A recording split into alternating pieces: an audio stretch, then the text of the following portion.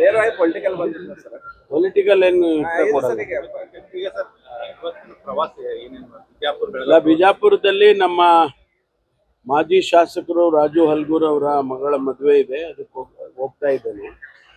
ಅದು ಬಂದ ನಂತರ ಬೆಳಗಾಂನಲ್ಲಿ ಏನು 8ನೇ ತಾರೀಕು ಅಧಿವೇಶನ ಇದೆ, ಆ ಅಧಿವೇಶನಕ್ಕೆ ನಮ್ಮ ಪೊಲೀಸ್ ಇಲಾಖೆ ವತಿಯಿಂದ ಏನೆಲ್ಲ ತಯಾರಿ ಮಾಡ್ಕೋಬೇಕು ಅದನ್ನು ರಿವ್ಯೂ ಮಾಡೋದಕ್ಕೆ ಬಂದಿದ್ದೇನೆ.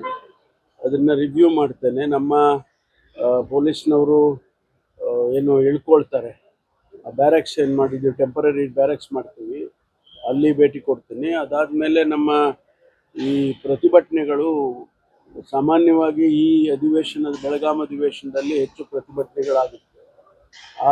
ಅದನ್ನು ಸ್ವಲ್ಪ ರಿವ್ಯೂ ಮಾಡಿ ಯಾವ ರೀತಿ ನಮ್ಮ ಪ್ರಿಪ್ರೇಷನ್ ಇರಬೇಕು ಮತ್ತು ಪ್ರತಿಭಟನೆ ಮಾಡೋರಿಗೆ ಹೆಂಗೆ ಅವಕಾಶ ಮಾಡಿಕೊಡ್ಬೇಕು, ಹೆಚ್ಚು ಏನಾದರೂ ಕೂಡ ಕಾನೂನು ದೃಷ್ಟಿಯಿಂದ ಏನಾದರೂ ತೊಂದರೆಗಳಾದರೆ ಅದನ್ನೇ ಯಾವ ರೀತಿ ನಿಭಾಯಿಸಬೇಕು ಅನ್ನೋ ಈ ಕೆಲವು ವಿಷಯಗಳು ಮಾತಾಡ್ಕೊಂಡು ಹೋಗ್ತೀವಿ.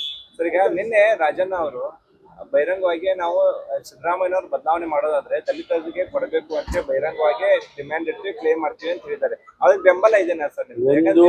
ಒಂದು ನಾನು ಯಾವುದೇ ರಾಜಕೀಯ, ವಿಶೇಷವಾಗಿ ಮುಖ್ಯಮಂತ್ರಿಗಳ ವಿಚಾರದಲ್ಲಿ, ಪಕ್ಷದ ಸಂಪುಟ ವಿಸ್ತರಣೆಯ ವಿಚಾರದಲ್ಲಿ ಯಾವುದನ್ನು ಕೂಡ ನಾನು ಮಾತಾಡೋದಕ್ಕೆ ಹೋಗೋದಿಲ್ಲ. ಯಾಕಂದ್ರೆ ಬಹಳ ಮಾತಾಡ್ಬಿಟ್ಟಿದ್ದೀನಿ. ಅದನ್ನ ಥ್ಯಾಂಕ್ ಯು. ಮಧ್ಯಾಹ್ನ ಬಂದು